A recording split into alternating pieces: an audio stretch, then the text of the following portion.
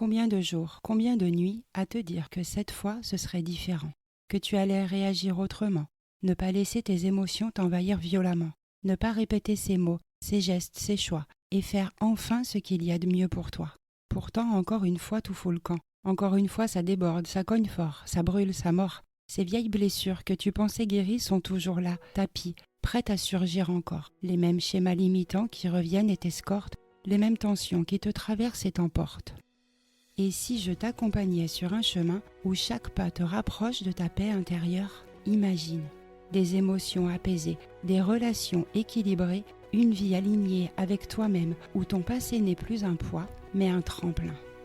Si ces mots résonnent en toi, bonjour et bienvenue dans l'Alliance thérapeutique, le podcast où commence ta transformation émotionnelle et relationnelle. Ici, on ne se contente pas de comprendre, on transforme. Je suis Sophie Bacan, thérapeute et hypnothérapeute, et chaque jour, j'accompagne des personnes qui, comme toi, ont le courage d'avancer vers une vie alignée, sereine et libre. À chaque épisode, je te guide pas à pas avec des outils concrets, des réflexions éclairantes et des clés puissantes pour te libérer et créer une vie en accord avec qui tu es vraiment. À présent, je t'ouvre les portes de mon cabinet, alors entre, installe-toi confortablement et ensemble, construisons un monde plus doux. Belle écoute. Ton regard brûlant dans tes yeux, sa peau nue contre la tienne, chaude, fébrile, son odeur qui t'enivre, te traverse, t'éveille. Son souffle haletant à ton oreille, vos langues qui s'entrelacent, affamées, pressées, et dans ton ventre, cette chaleur qui monte, lente et puissante, comme une vague, une promesse, un appel, et puis rien. Pourtant tu en as envie. L'autre est là dans tes bras. Il ou elle te chuchote « J'ai envie de toi ». Tu es plein de désir, vraiment. Mais ton corps, lui, ne répond pas. Et toi, dans ta tête, c'est le chaos. Tu ne comprends pas. Tu te sens penaud, un peu honteux peut-être. La frustration t'envahit et le regard de l'autre aussi. Tu y lis de la compréhension ou de l'incompréhension, peut-être même l'inquiétude. Mais tu n'as pas envie ? Mais si, j'ai très envie. Je ne comprends pas, je suis désolée. Si tu te reconnais dans ces mots, alors tu n'es pas seul. Tu fais partie des hommes qui ont déjà ou qui connaîtront un jour un trouble de l'érection. J'entends parfois qu'on l'appelle panne, cette érection qui ne vient pas ou qui ne tient pas. Mais réduire ce vécu à ce mot, c'est passer à côté de tout ce qu'il raconte vraiment. Parce que ce mot est injuste. Il réduit ton corps à une machine défectueuse alors qu'il exprime bien plus que ça. Presque 100% des hommes, tous âges confondus, vivront au moins une fois ce moment. Mais ce n'est pas parce que c'est fréquent que c'est facile à vivre. Et ce n'est pas parce que ça t'arrive que ça te définit. Aujourd'hui, je veux te parler de ce trouble érectile, pas avec des chiffres, pas avec des clichés, mais avec des mots vrais, humains, sensibles. On va explorer ensemble les causes possibles, les conséquences silencieuses. Je vais mettre en lumière ce que tu ressens peut-être, ce que ton ou ta partenaire vit aussi, parce qu'on a besoin de ça. Libérer la parole sur ce sujet encore trop tabou. Et puis surtout, je veux t'ouvrir des portes, des chemins de réparation, des façons de réinventer ta sexualité, de sortir du piège de la performance, parce que la sexualité, c'est 1000 choses, mais ce n'est pas un test à réussir. À travers l'histoire de Pierre, que j'accompagne en sexothérapie depuis quelques mois, tu verras comment il est possible de transformer son regard sur soi et sur l'intimité du couple. Et si tu restes avec moi jusqu'à la fin, je te guiderai dans un exercice pratique pour amorcer un premier pas vers plus de paix et plus de liberté. Alors avant d'aller plus loin, revenons au commencement. Pour comprendre ce qu'est une dysfonction érectile, il faut d'abord savoir comment fonctionne une érection.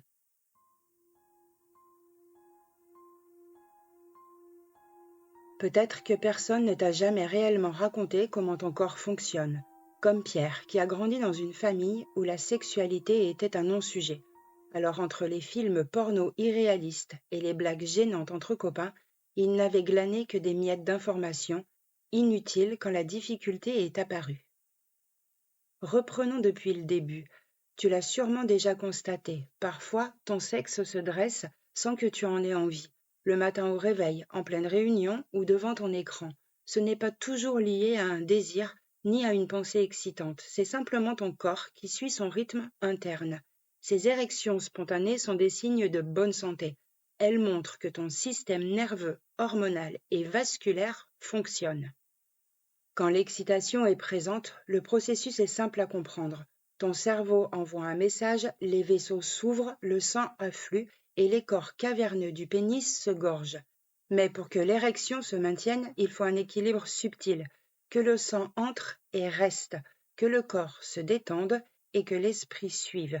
Et c'est là que beaucoup d'hommes se sentent démunis, parce que l'érection, ce n'est pas un bouton on-off, c'est une alchimie mouvante, sensible, fragile.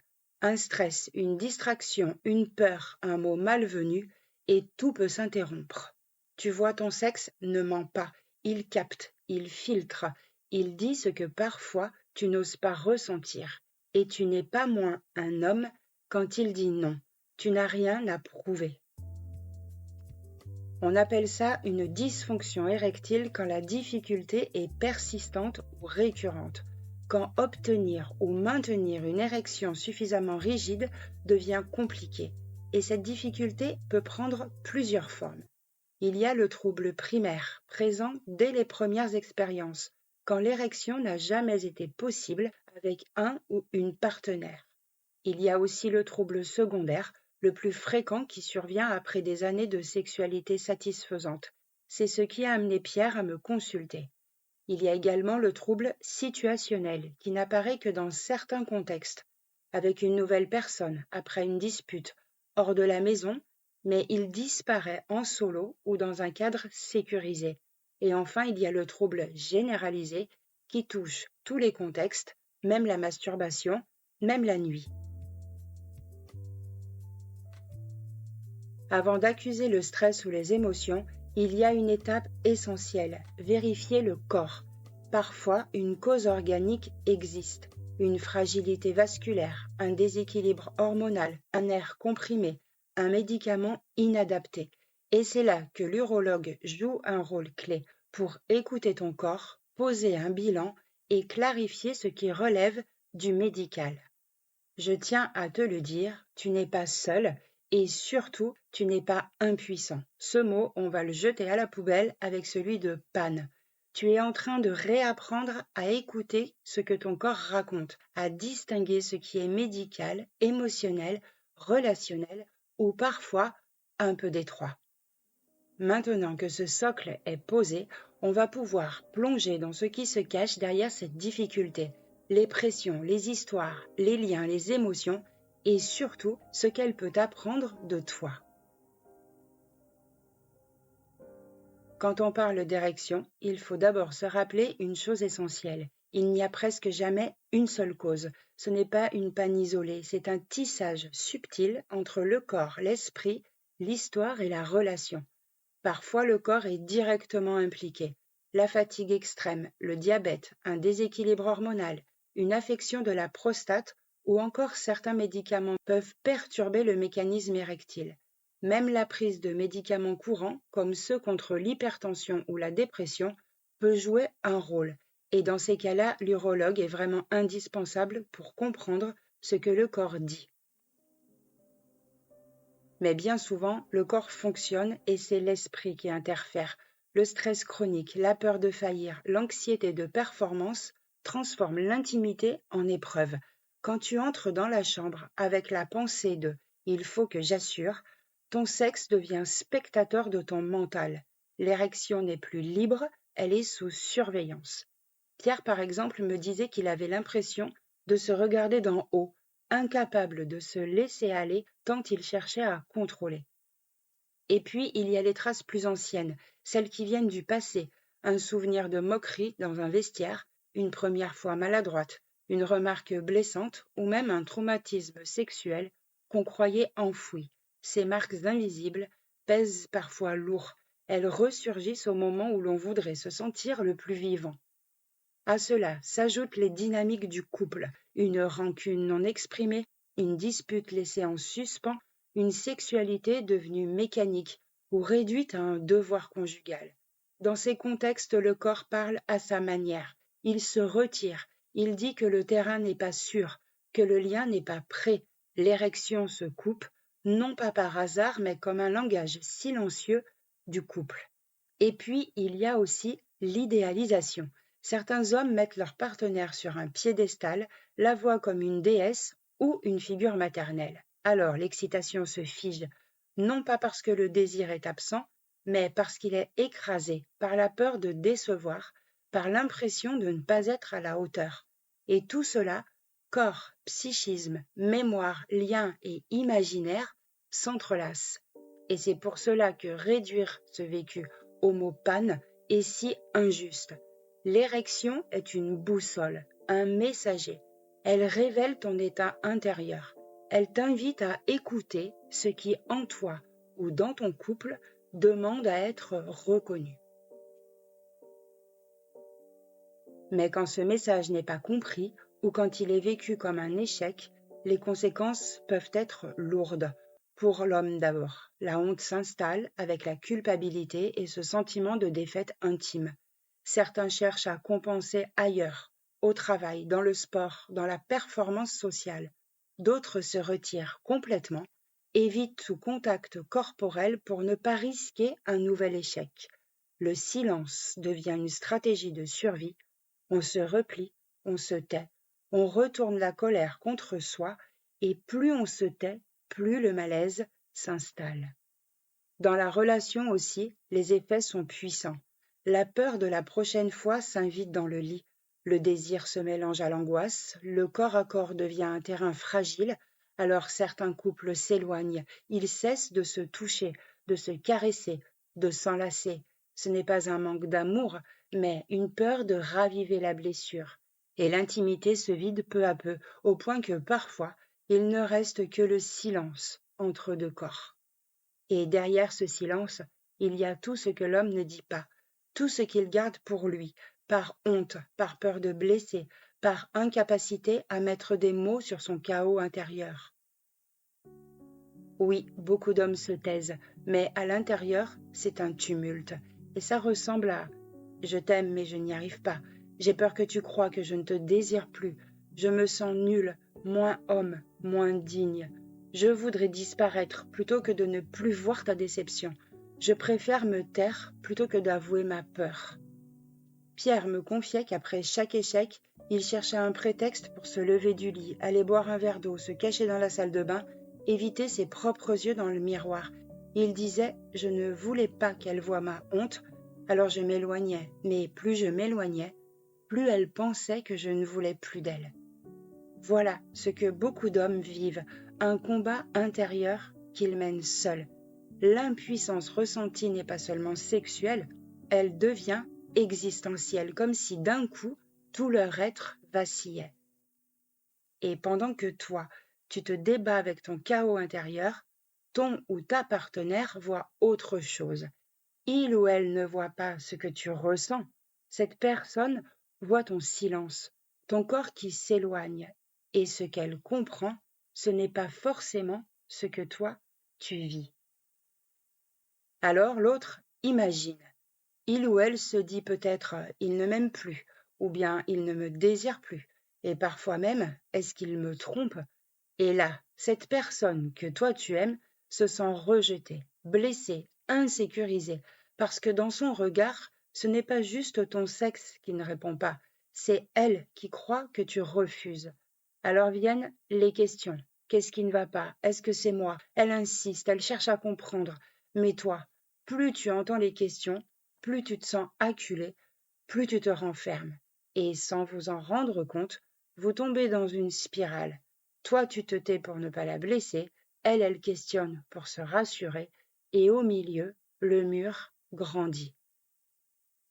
Pierre me racontait, quand elle me demande si je ne l'aime plus, je me sens mourir à l'intérieur, parce que je l'aime justement, mais je ne sais pas comment lui dire que j'ai peur. Voilà ce qui abîme tant de couples. Toi, tu vis la honte, elle vit le rejet, et entre vous deux, c'est le malentendu qui gagne.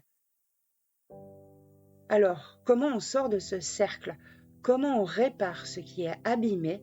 Comment on retrouve un espace de confiance, de tendresse, de complicité?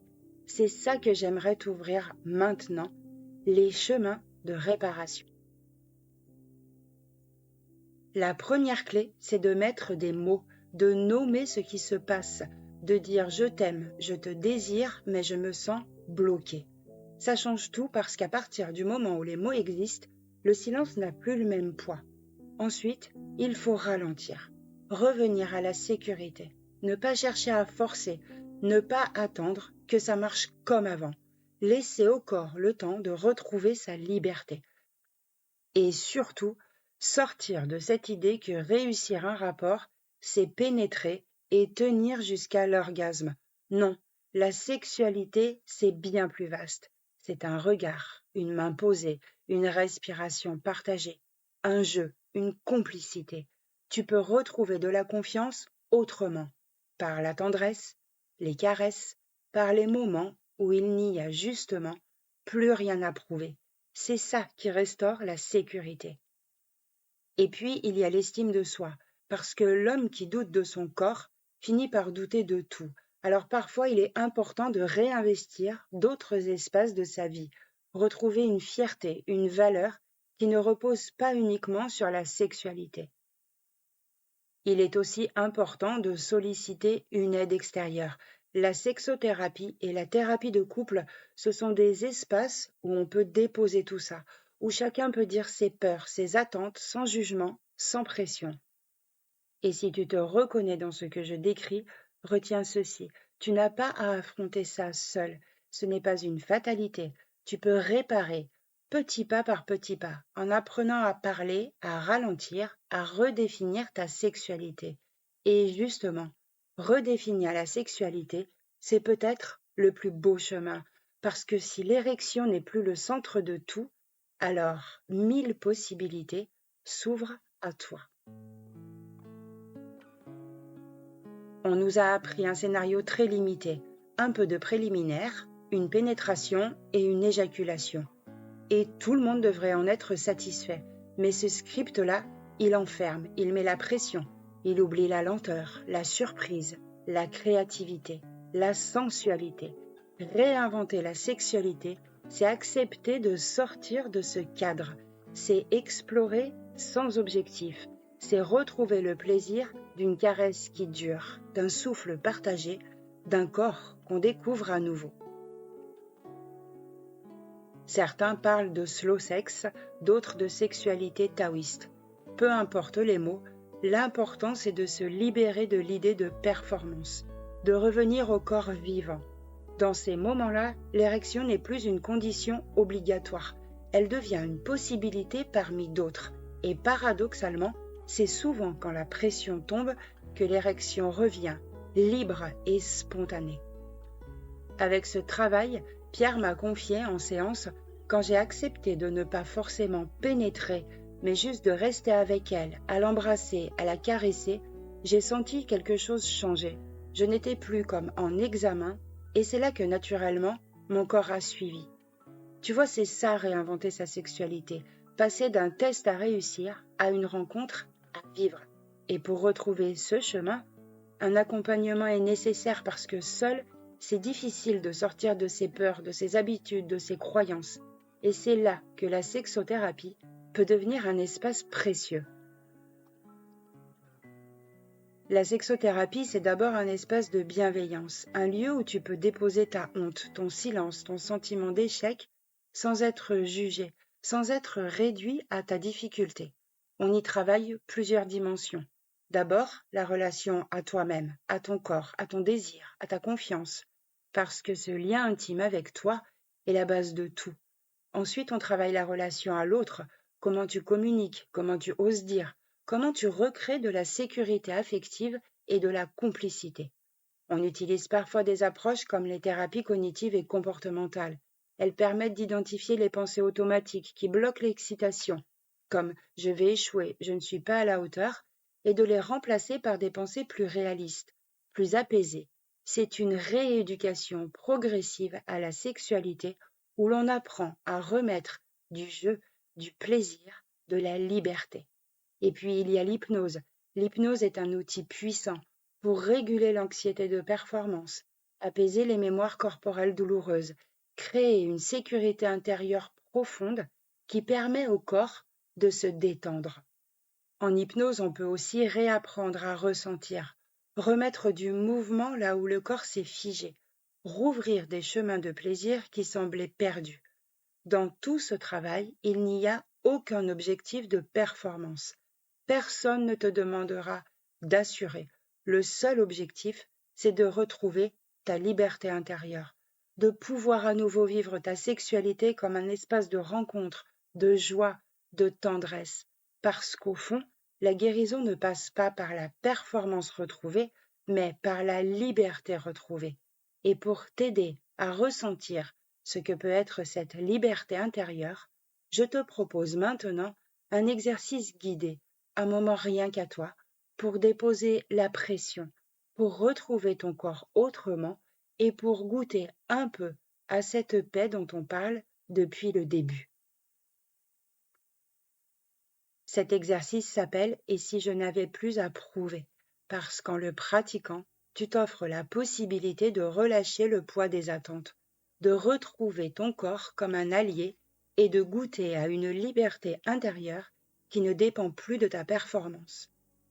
Tu peux le refaire à chaque fois que tu en ressens le besoin, pour t'ancrer, pour apaiser la pression, pour rappeler à ton corps qu'il n'a pas à obéir, mais seulement à être.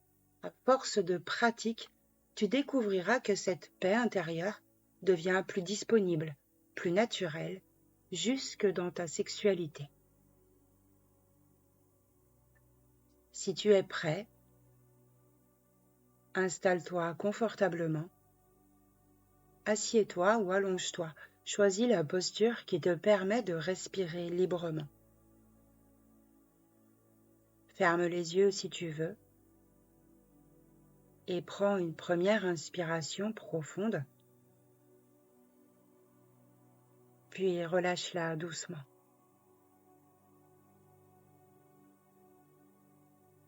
Ressens simplement l'air qui entre,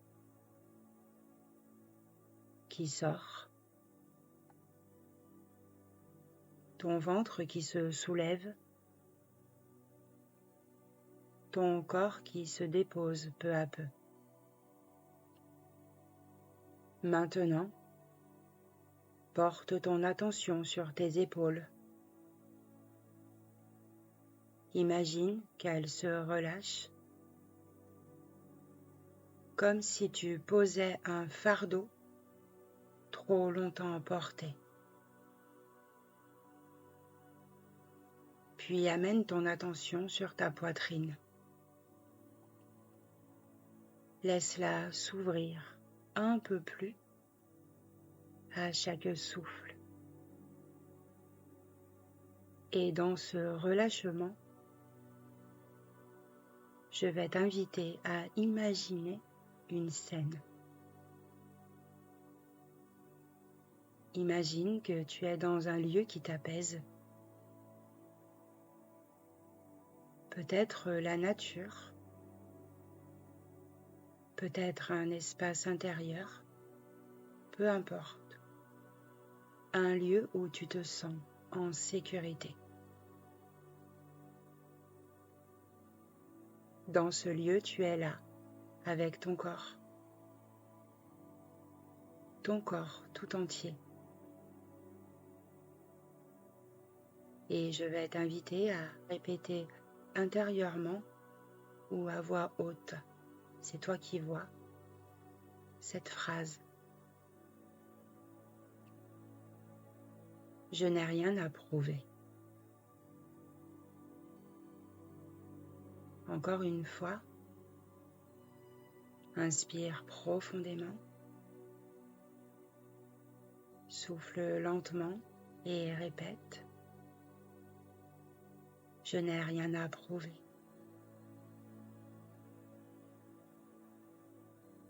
Ressens ce que ça change dans ton ventre, dans ta poitrine, dans ton sexe même. Maintenant, imagine que tu laisses tomber des poids, que tu les lâches un à un. Le poids des injonctions.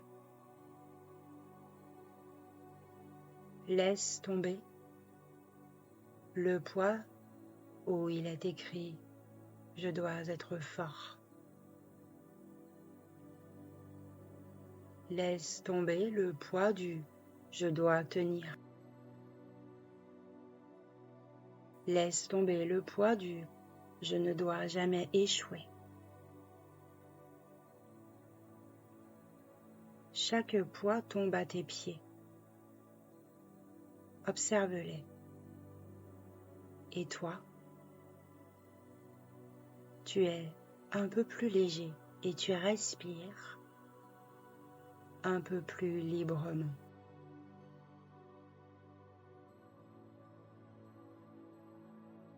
Prends un instant pour sentir ton corps, non pas comme une machine à réussir,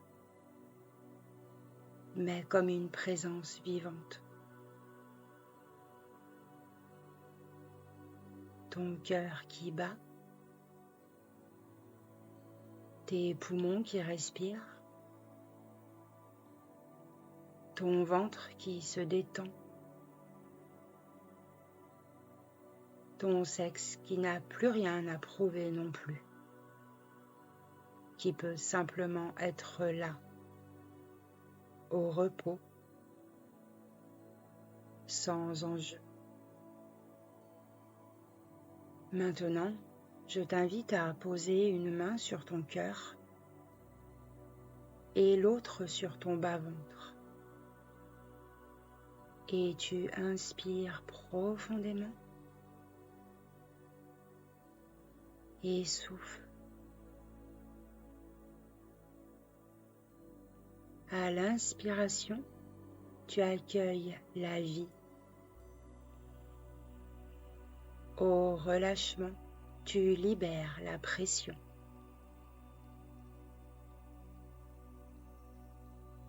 Encore une fois,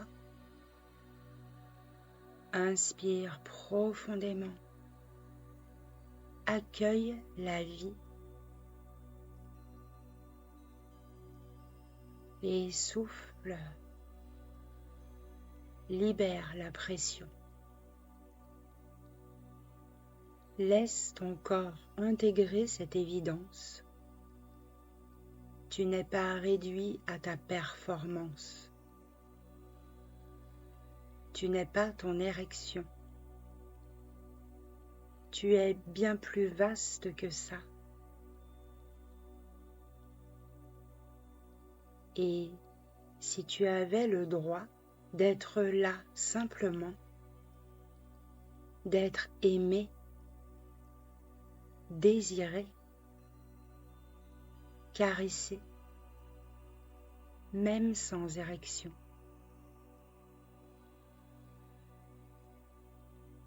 Ressens cette possibilité.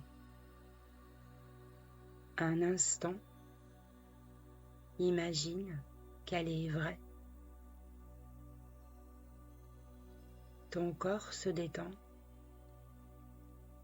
Ton esprit s'apaise. Inspire profondément et accueille la vie. Souffle lentement et libère la pression.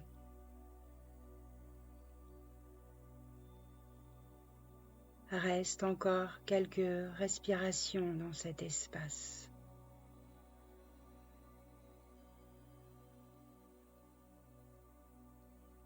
Les poids sont à tes pieds. Et toi, tu te sens plus léger.